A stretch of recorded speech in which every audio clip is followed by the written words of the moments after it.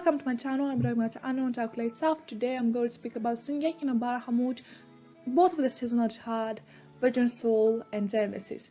I should have said those in reverse because Genesis is the first season and Virgin Soul is the second season.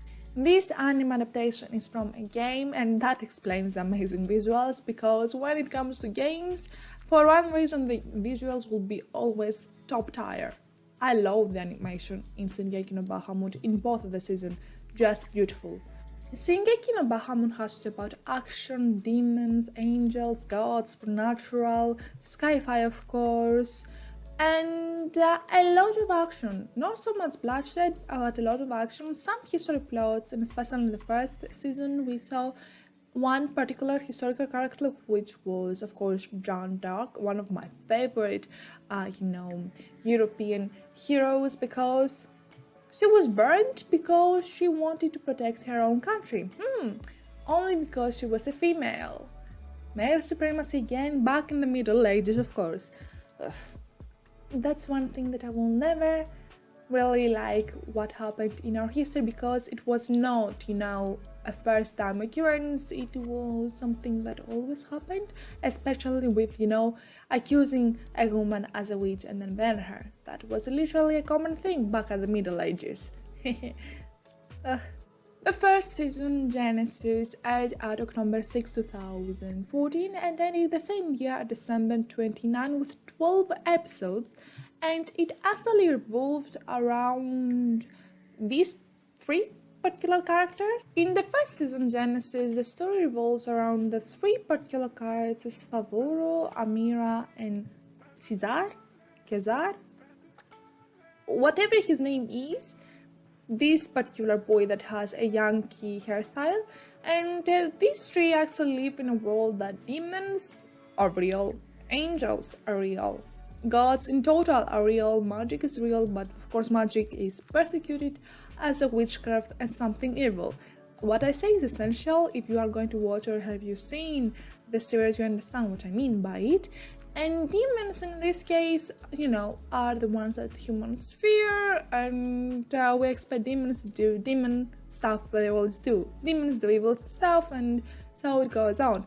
So we have Favaro, who is a hunter of demonic things, and he's a free licensed one, whatever he is, and he's very free care.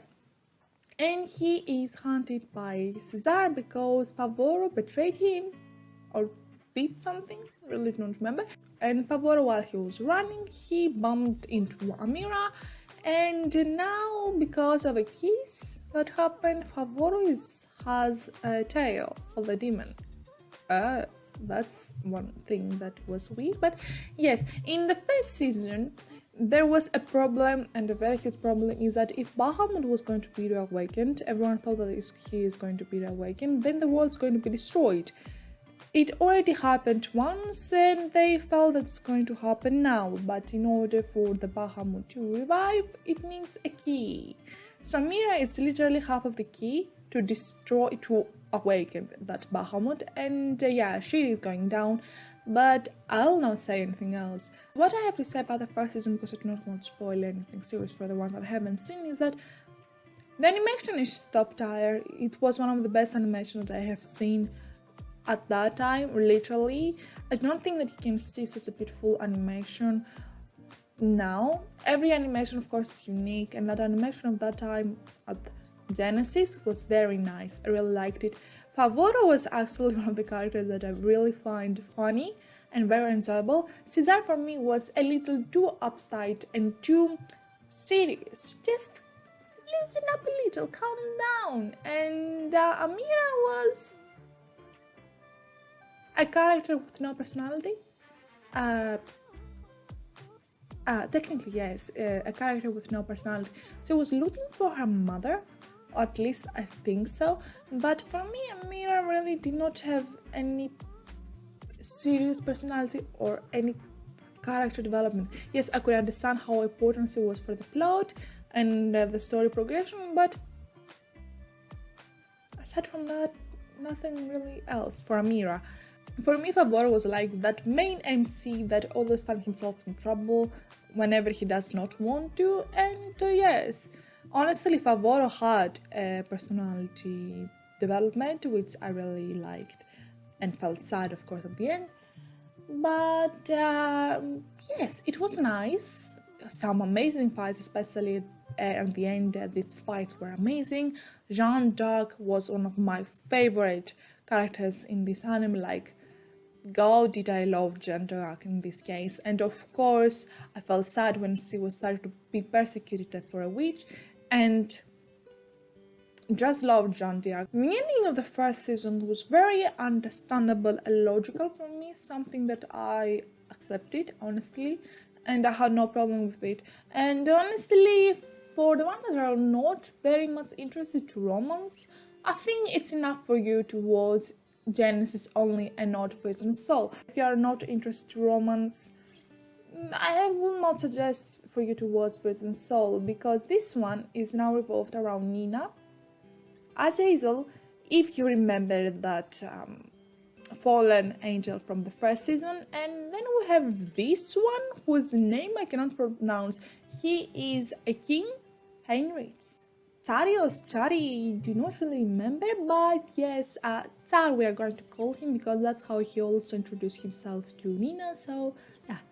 These three are now the protagonists in Virgin Soul, and in the second season, we see that the war with Bahamut has ended. Of course, it's spoilers for the first season, but we see that the war has ended, and the demons now, when they were feared, they are persecuted and they are becoming slaves.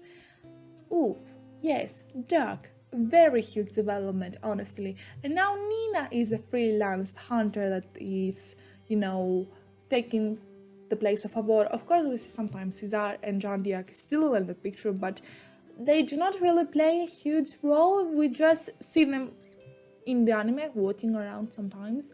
Jeanne d'Arc has lost her powers. Is literally just how do you say that? A face. She's literally just a face, something, a character, a mascot, something like that for the knights. Her power has now diminished to nothing. She has no power, and Caesar is now like full with regret and guilt. Really cannot understand Caesar. Didn't he hate Favoro? Nina seems to have supernatural strength, and that's because she's a dragonoid or something like that. And she can transform into dragon if she goes to an extent where she gets way too embarrassed. That means that no male can touch her. Yeah, technically that's what it means. So Azazel finds her and he realizes her power. And what he wants to do, Azazel, is to actually rebel against the humans since the demons are now enslaved. And he wants to rebel against the demons and free the demons from their chains, from the human grasp at least. And that to do, he needs the help of a dragonoid, which is Nina. And now that I'm going to say, Bahamut was also a dragon. So a lot of things that are confusing is that if Nina really transforms, then I mean that a second Bahamut is coming up. It was a nice era at that time.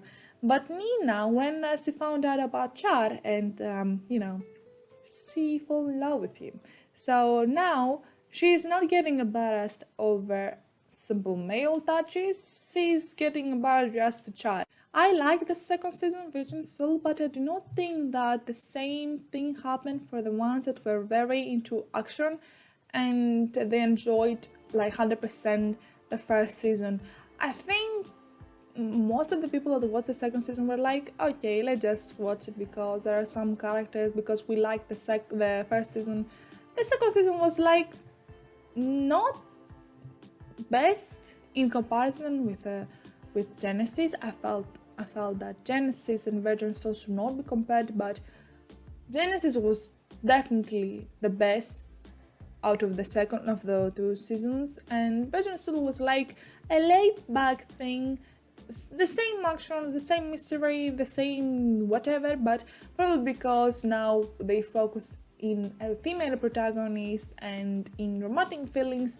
I do not think that many people enjoyed it, even though I had no problem with it. Honestly, I liked Virgin Soul, not as much as Genesis, but I enjoyed Virgin Soul, maybe not as much as Genesis, but I enjoyed it. At least in Virgin Soul, I actually saw my ship getting destroyed by some other ship.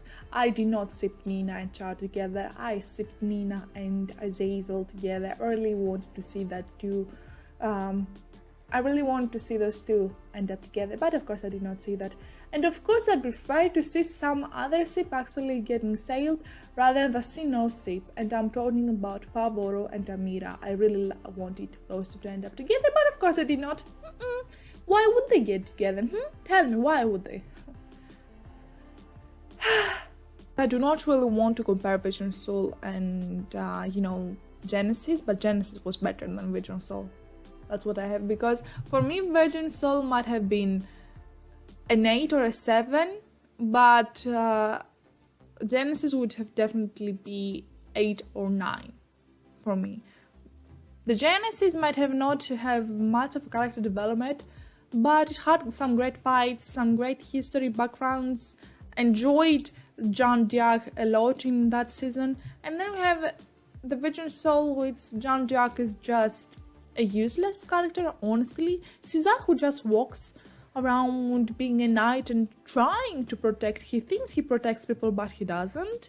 We have Azazel, who...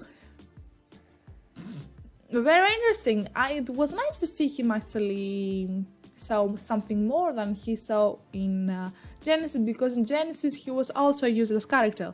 But in Vision Soul he actually had some development, I would say. But I will at least leave that up to you to see if you like it or not. I mean, it's good enough. Vision Soul. In total, Shingeki no Bahamut was one of the nice shows that I have seen. Definitely going to rewatch Genesis, not Vision Soul, because I finished Vision Soul quite recently, 1 year ago. But I finished it quite recently, and I do not think that I'm going to see Vision Soul. But Genesis I would like to rewatch. Maybe I will see something that I did not notice at the first time that I watched it. When you see it in the second time, you realize that you haven't really grasped the beauty of it all. And that's why most of the time I do not watch second time things, because either I'm going to notice things that I did not notice, or I'm going to hate it. That's why I do not rewatch stuff very easily. I have said what score I would give Vision Soul and Genesis. Genesis for me was a little better than Vision Soul, honestly, not gonna lie. Yes, I enjoyed Vision Soul because of the romance plot, but yeah, Genesis was better than Vision Soul. Sorry about that. This was the end of today's video. Thank you all so much for watching, and if you liked it, please subscribe and put a like. And if you don't, write down in the comments why you think that you liked or you did not like Shingeki no Bahamut. I would really like to know your thoughts about it. My thoughts is that, like I've already said, that Genesis was a little better than Vision Soul. And hopefully you guys, I will see you next time. See you.